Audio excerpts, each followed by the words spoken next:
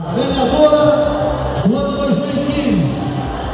Ela é a rainha do rodeio, a mais nova rainha do rodeio de Guapiara. Eu vou tomar uma água primeiro. Quem será, Guapiara? Vamos lá. Agora sim. Não é fácil não, né, Moisés? Comissão organizadora não é fácil não. Vamos conhecer a rainha do rodeio de 2015, Thaís Angeline Marcelo.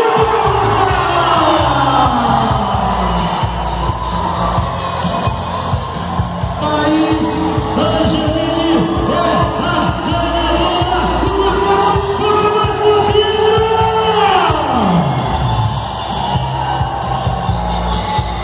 Uma salva de palmas, Guapiara.